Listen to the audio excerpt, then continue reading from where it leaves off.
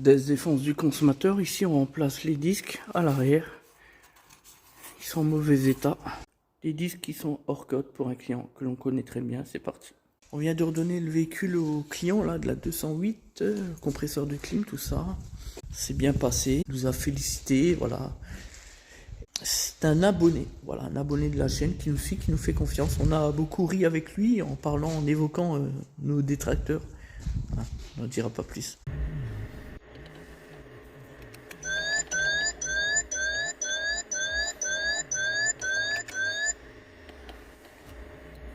On a souvent des clients qui ne savent pas vraiment comment désarmer le mécanisme FSE, le frein de stationnement lorsqu'il est électrique. Par exemple sur une 308 N9, donc après 2016, par exemple, ou comme celle-ci, une 3008 phase 2.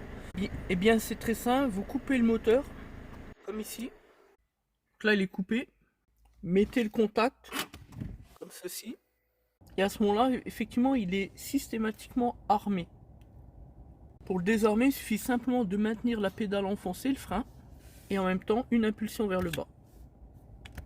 Voilà. Et on lâche. Et vous avez le signal de détresse qui informe que le véhicule potentiellement il peut rouler, il peut se déplacer, ça peut être dangereux. Voilà, c'est question de sécurité. Je dis ça parce que il y a quelques jours, un client, alors que je l'avais invité à venir sur le pont pour qu'on puisse vérifier en dessous pour une histoire de fuite d'huile, ne savait pas comment le faire. Et du coup, il avait dû allumer, enfin démarrer le véhicule pour pouvoir dégager le frein à main. Alors qu'il lui demande de respecter voilà, les étapes qu'on vient de développer lorsque le moteur effectivement est coupé.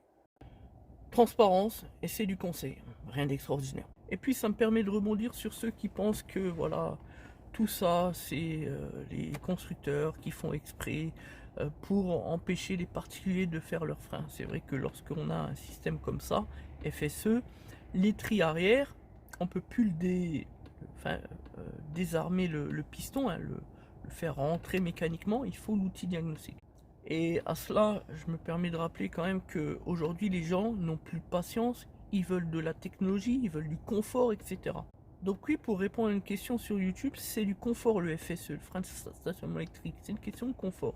Sauf que la technologie et l'électrique, eh bien, ça a des contraintes, et notamment celle de ne plus, sans l'outil diagnostic, pouvoir remplacer ses disques ou ses plaquettes arrière. C'est comme ça. Et les constructeurs ne sont pas là pour rendre la vie plus difficile aux particuliers sur cette question.